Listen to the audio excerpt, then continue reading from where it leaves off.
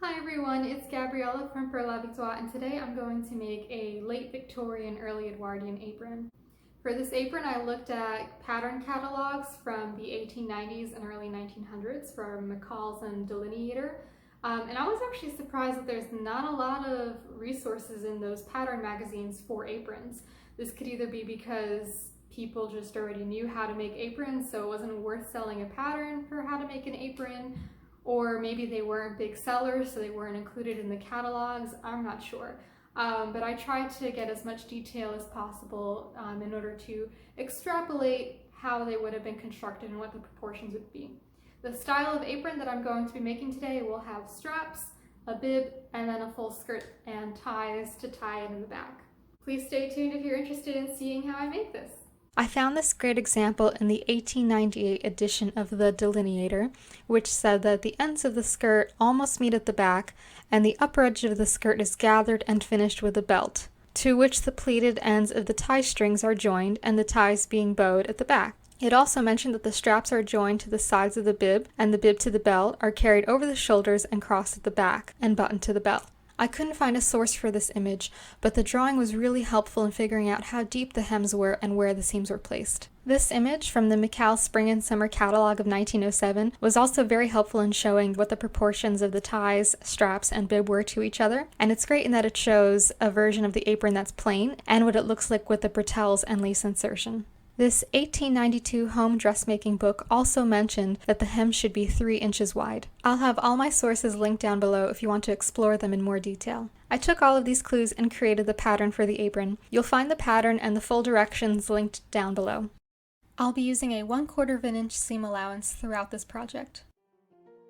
The first step in assembling our apron is to stitch together the skirt panels. You might not even need to do this step if you're using a wider fabric. Sew the panels together, wrong sides to wrong sides, and press. We're going to fell the seam towards the back of the apron. Trim the seam allowance and fold the fell towards the back of the apron. Press, pin, and stitch.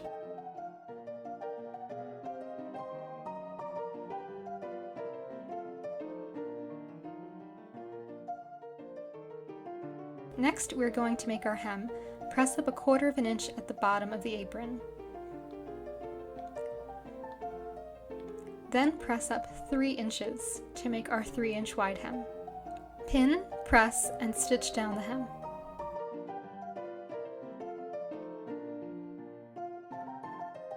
Next, we're going to hem the sides of the apron by folding up 1/4 of an inch and folding 1/4 of an inch again, pressing, pinning, and stitching in place.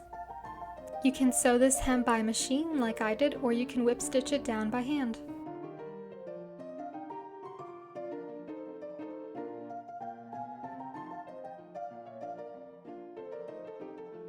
Fold in and press 1/4 of an inch on the short ends of the waistband. Mark the center front of the apron, then run 2 gathering threads along the top of the apron. Match up the center front of the apron with the center front of the waistband, and match up the side hems of the apron with the folded edges of the waistband. Adjust the gathers to fit the waistband, then pin them in place and stitch.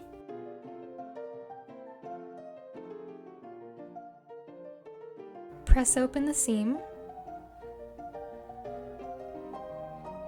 and trim the seam allowance of the gathered portion of the apron.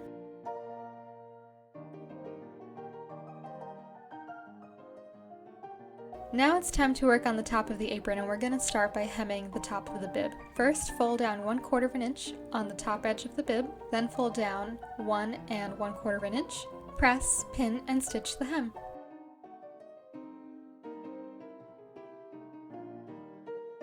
Line up the straps wrong side to wrong side on the bib. Pin and stitch, securing the straps to the bib.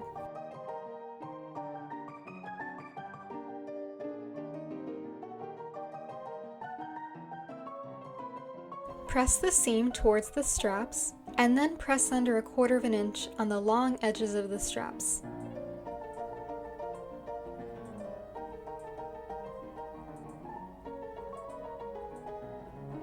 Then, fold the straps in half, matching the folded seam allowance.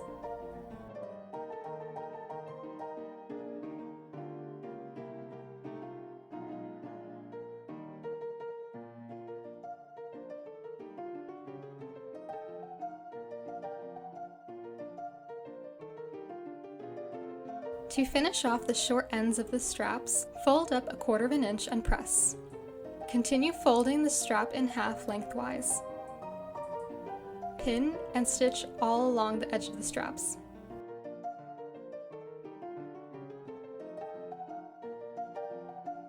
Sew a line of top stitching along the folded edge of the straps as well.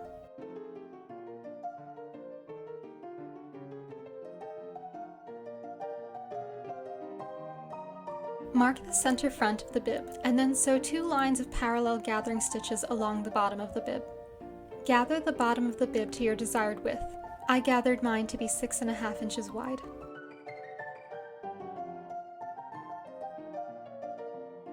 Find the center front of the waistband and match it up with the center front of the bib.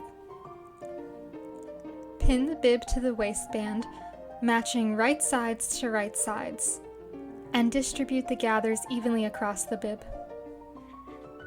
I concentrated the fullness of the gathers on the portion of the bib that wasn't covered by the straps.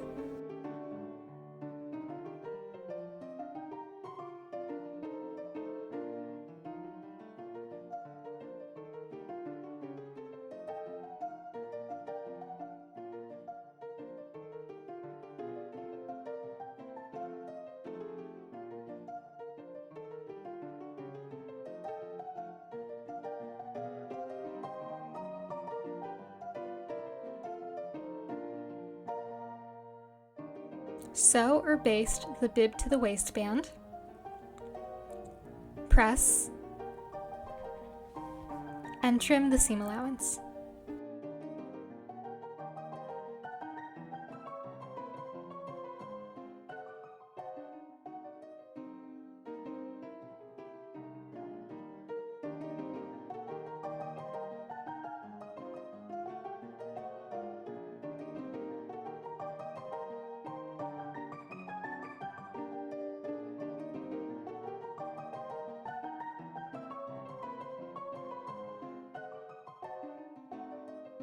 Sew a narrow hem on the long edges of the ties. Then make a small pleat on one of the short ends of the ties so that the tie will fit into the short end of the waistband. Match up the pleated end of the tie to the waistband, right sides to right sides, and pin. Then stitch the ties to the waistband and press.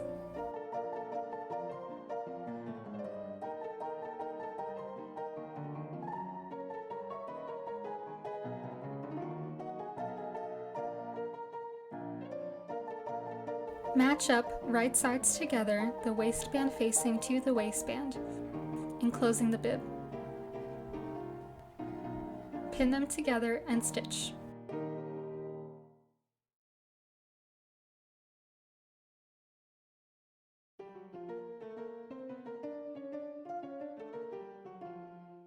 Press open the seam, then trim the seam allowances.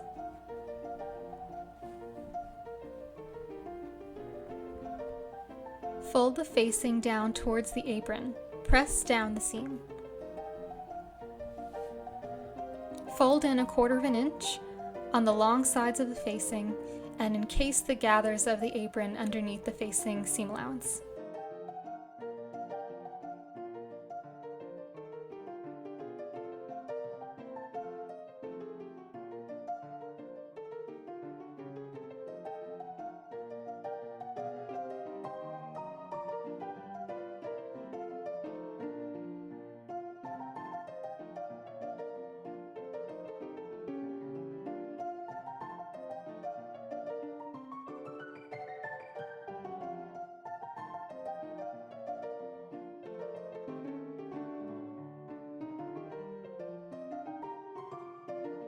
Fold under and press 1/4 inch on the short ends of the waistband facing. Place this over the seam with the ties to fully encase the seam.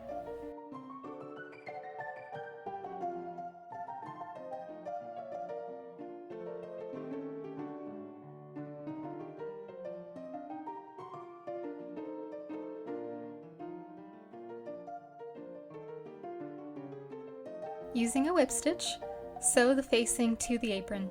You could also top stitch this area with a sewing machine, but I like the extra control that hand sewing gives me. Next, we'll finish off the ties by hemming them. Press under 1/4 inch and then another 1/4 inch to make a 1/4 inch hem on the ties. You can hem the ties by hand like I did or by using a sewing machine.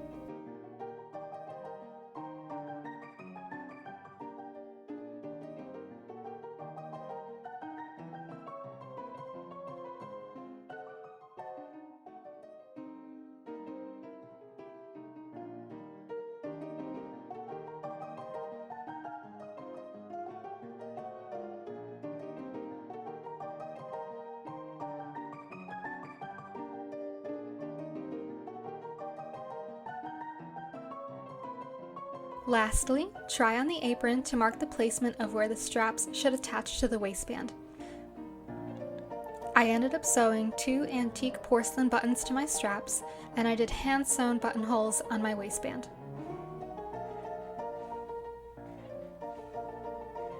I love using my heat-soluble pens to mark the placement of things like buttons and buttonholes. Alternatively, if you don't want to use buttons and buttonholes, you can sew your straps into your waistband when you're applying the waistband facing.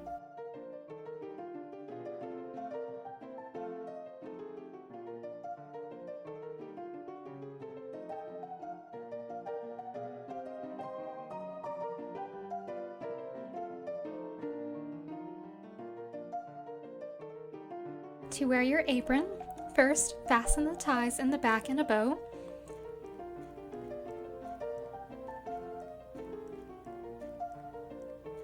Then bring the straps over your shoulders, crisscrossing them in the back, and fastening each strap underneath the corresponding buttonhole.